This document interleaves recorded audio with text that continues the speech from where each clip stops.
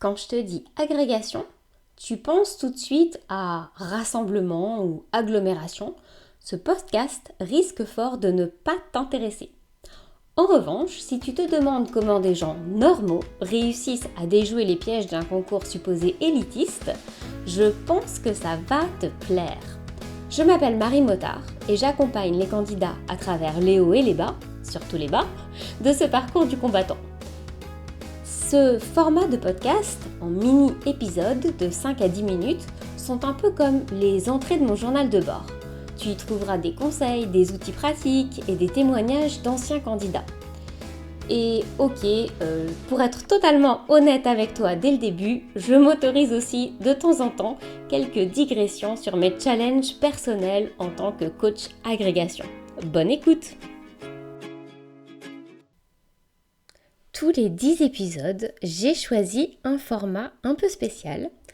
J'invite sur le plateau, ou j'invite plutôt au micro du podcast, une candidate, un candidat, lauréat ou pas, qui a quelque chose à t'apprendre pour t'aider dans ton parcours, soit par son histoire, son expérience, ou tout simplement partager des techniques, des conversations. Il y a toujours quelque chose à apprendre des autres. Et donc ces conversations seront très intéressantes pour toi, tu vas le voir. Aujourd'hui, je te présente Marlène qui a décroché l'agrégation d'anglais en 2023, l'agrég interne en 2023.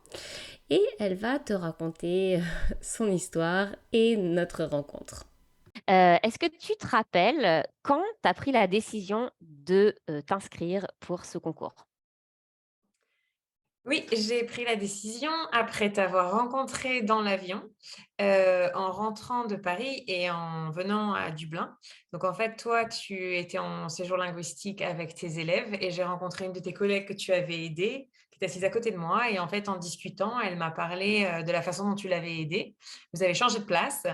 On a discuté. J'avais quand même eu un petit peu l'idée avant, mais sans jamais m'être dit que ce serait possible, jouable ou que ça valait la peine. Et finalement, notre heure et demie d'avion, non, on n'a pas passé une heure et demie ensemble, mais la conversation dans l'avion m'a aidée à me dire qu'effectivement, ce serait vraiment bien que je me lance. Et puis, on avait eu un entretien, du coup, suite à ça, en ligne, Oui, c'est 30 vrai. minutes, on avait parlé. Ouais. Parle-nous de ta plus grande peur. En fait, avant même de penser à la difficulté du concours, c'était vraiment dans la préparation qui m'effrayait. C'est-à-dire que pour moi, Ah. j'avais déjà du mal à faire, mes cours et à organiser, ma vie familiale et cetera. Donc, rajouter à ça une préparation que je savais était difficile, me paraissait inconcevable et en fait, en parlant avec toi et en parlant avec quelqu'un qui est passé par là et qui sait parce qu'il y a plein de gens, en fait, qui nous disent aussi: «Mais non, mais toi, tu vas y arriver», mais des ils sont gentils, mais ils ont qu'une idée. Donc quelqu'un qui voilà, un avis, averti et informé, quelqu'un qui était passé par là, du coup, c'est vrai que ça a dédramatisé, ça a rendu possible quelque chose qui paraissait impossible. Quels sont les outils qui t'ont le plus servi? Alors, plusieurs choses. Déjà, c'est vrai que alors ce qui était bien, c'est que c'était des outils très, concrets et pragmatiques. C'était pas des théories, et des choses qui sont, impossibles à rentrer dans la vie d'une maman qui travaille. C'était des choses très pragmatiques, donc ne serait-ce qu'écrire sur un papier ce qu'il y a à faire, les placer réellement avec les horaires, parce que j'étais la pro des to-do list et tu m'as bien fait comprendre, peut-être marquer des horaires, ça me ferait réaliser qu'il y a pas 54 heures dans une journée et que tout ferait pas. Donc du coup, rendre la to-do list un peu plus, réaliste, commencer par poser des plages, relax, même si on les suit pas tout le temps, au moins elles existent sur le papier. Hem et puis, essayer de faire de son mieux, mais en travaillant même un tout petit peu régulièrement. C'est-à-dire qu'accepter qu'il y a des semaines où on va pouvoir faire plus que d'autres et pas se dire: «Ah bah, j'ai rien fait, c'est fini». Comment tu pourrais résumer ton expérience de l'agrégation? Voilà, j'ai eu peur pendant un an, en gros, quoi. À chaque étape, c'était peur, préparer, aller aux écrits, passer les écrits, attendre les résultats des écrits, préparer tout, fait peur. Alors, qu'est-ce qui t'a permis de passer à l'action malgré la peur?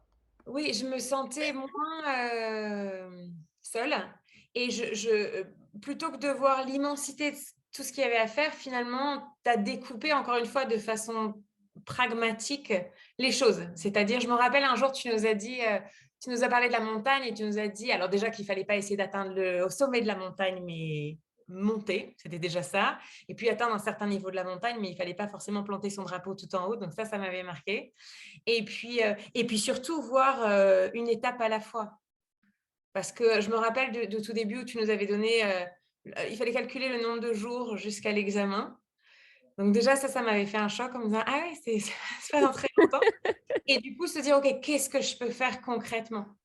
Ouais. Et pas perdre de temps à voilà, se dire: «OK, j'ai pas le temps de réfléchir, me dire que c'est impossible, me plaindre, appeler ma copine pour chouiner, j'ai pas le temps». Un petit mot sur ce qui t'a aidé.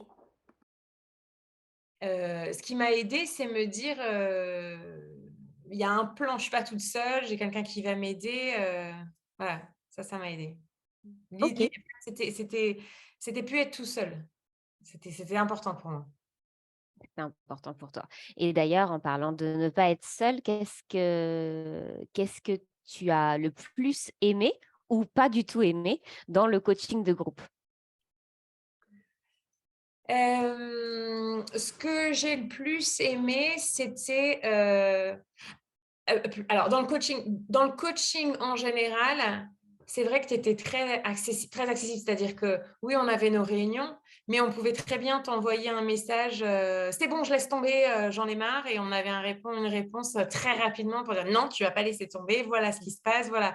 Enfin voilà, donc tu étais tout le temps là à nous répondre. Donc ça, c'est vrai que dans le coaching en général. Dans le coaching de groupe, encore une fois, moi en étant, à l'étranger, j'ai pas d'autres candidats autour de moi, j'ai pas pu me rendre en présentiel, nulle part, j'ai pas pu assister à mes cours de fac en live, donc j'étais toujours toute seule devant mon écran et du coup, ça m'a permis de me créer une espèce de classe virtuelle, même avec des candidats qui étaient pas inscrits dans ma matière et voilà et de partager les expériences, d'écouter les conseils qui leur, étaient donnés et puis de faire des connaissances et de me faire des copains et des copines Mmh.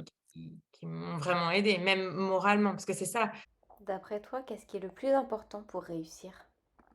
Ce qui est important, c'est qu'il y a le soutien académique, mais il y a surtout le soutien moral. C'est vraiment une épreuve, enfin, je pense que la plupart des candidats, on a tous plus ou moins le enfin, c'est pas une question de niveau, au bout d'un moment, c'est vraiment une question de, qui va tenir la longueur, en fait, c'est ça. Mmh. C'est intéressant ça. C'est très, très vrai. C'est pas qu'une question de niveau, ou en tout cas, c'est peu par rapport à ce qu'on envisage au début, une question de niveau. C'est plus, est-ce qu'on va tenir la longueur? Et d'ailleurs, tu m'avais dit, heu, comment c'était? Ah oui, qu'au début, tu ne l'as dit à personne, que tu allais participer. Alors j'ai pas dit à personne, mais d'ailleurs, c'est pas qu'au début, hein, j'ai annoncé à mes collègues une fois que j'avais le résultat. Non, non, alors dans ma famille, le savait, dans mes copains en France, pas grand monde le savait et au lycée, mon proviseur le savait et 3-4 de mes copains le savaient et sinon je l'avais dit à personne. Encore une fois, non pas de peur d'échouer et de devoir annoncer que j'avais raté, mais juste parce que j'étais persuadée de laisser tomber, régulièrement et je me suis dit: «J'ai pas envie que les gens m'encouragent, me soutiennent» et en fait, d'avoir à admettre que j'ai laissé tomber. C'était vraiment moi la préparation, avant même de penser au niveau à atteindre, c'était la préparation, c'était la masse de travail qui me faisait peur. Qui te faisait le plus peur. Ouais, je comprends. Donc finalement, tu n'as pas laissé tomber malgré de nombreux de nombreux coups durs. Hem et oui, effectivement, je pense que d'avoir quelqu'un qui est toujours là et d'avoir aussi les binômes qu'on a formés ou les trinômes. Je ne sais pas comment tu as vécu les oraux, mais de voir ton binôme de travail et d'aller ensemble aux oraux, c'est quand même très, très chouette. Ah, j'ai vraiment eu de la chance parce que du coup donc c'était pas quelqu'un de mon binôme de enfin, c'est pas un binôme de mon groupe de départ, c'était un binôme, c'est les circonstances qui ont fait que tu nous as mises ensemble parce que c'est ça aussi, tu as une vision, tu apprends à connaître nos personnalités, donc tu nous matches aussi avec des gens avec qui tu penses qu'on va bien s'entendre et c'est vrai que je pense qu'on a pu se soutenir toutes les 2, parler de la grecque, s'entraîner, parler d'autres choses que la grecque aussi de temps en temps. Et se dire: «Bon vas-y, on s'y remet là». Donc ça, c'était chouette et on a eu la chance de pouvoir aller, aux oraux ensemble, ce qui a été, Ouais. qui a été vraiment bien. OK.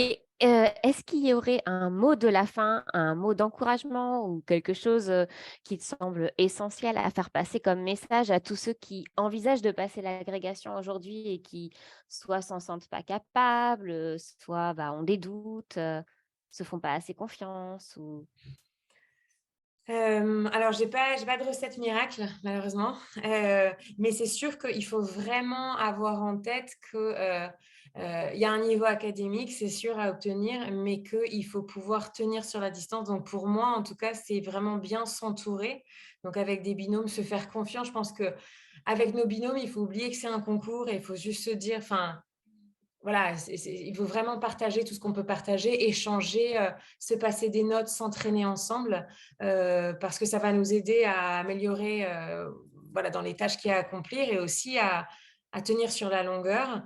Quelque chose que tu nous disais souvent, c'était, voilà, encore une fois, de continuer, de jamais complètement laisser tomber, même si les aléas de l'année font qu'il y a des moments où on a plus le temps ou moins le temps de travailler.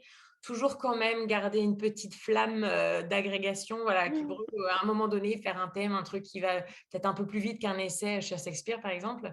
Voilà, toujours continuer et heu et se dire que c'est normal de temps en temps de se dire, «J'en peux plus, j'en ai marre, je vais tout laisser tomber». Puis finalement, le lendemain, voilà, un coup de fil d'un binôme, un coup de fil de mari, je sais pas, se dire qu'on n'a pas fait tout ça pour rien aussi. C'est-à-dire qu'en ayant commencé en juin l'année dernière, arrivé à la rentrée, quand j'ai mon emploi du temps, quand les premiers contrôles sont arrivés, les réunions parents-prof, d'un coup, ma feuille, d'emploi du temps, donc dont je parlais tout à l'heure, est devenue, complètement, remplie et me dire: «Ouais, mais si j'arrête maintenant, j'ai passé mon été à perdre du temps que j'ai pas passé avec mes enfants ou avec mes amis ou avec, ou mon mari, pour rien» et en fait, c'est ce côté: «Je veux pas avoir fait tout ça pour rien» qui m'a certainement fait tenir aussi.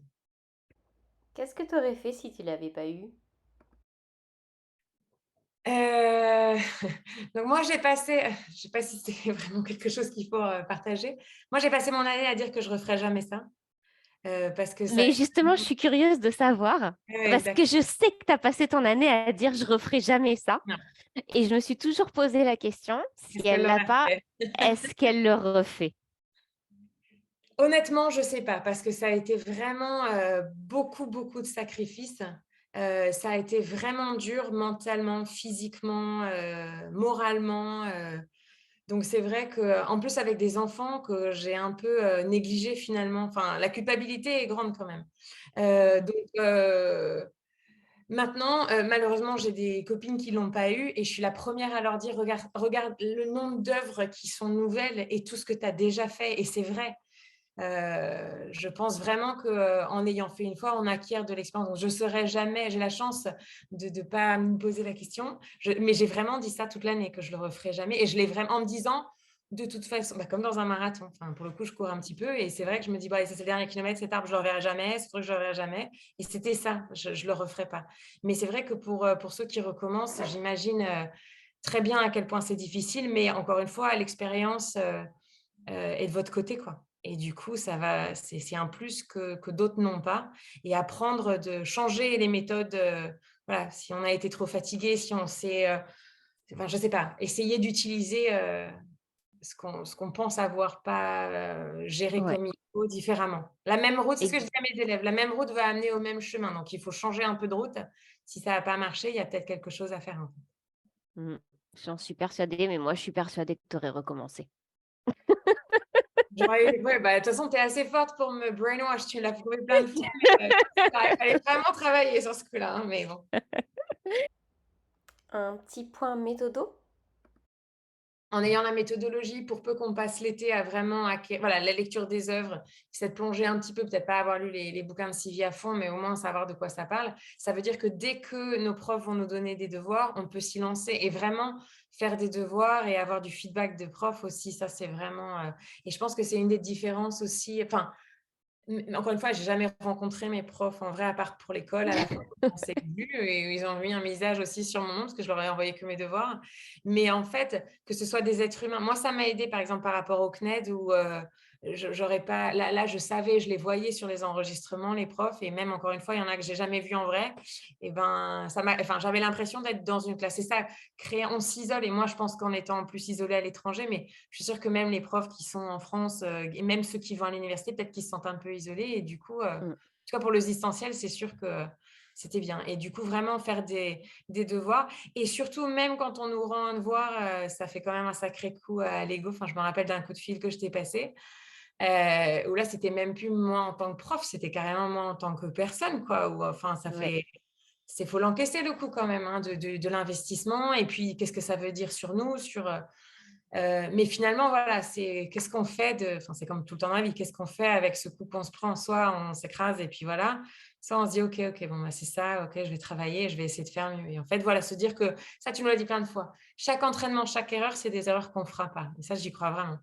Donc vaut mieux en Mmh. faire plein, plein avant et du coup, J'arrêtais essayer pas de de vous le dire, limiter, mais c'est ouais. pas agréable quand c'est nous qui prenons les coups. Mais oui, je suis d'accord. Il faut vraiment, heu, apprendre de ses erreurs. Bon, et ben, merci beaucoup pour ce partage, pour ce témoignage. J'espère que ça encouragera plein de candidats à franchir le pas et à se présenter à cet examen.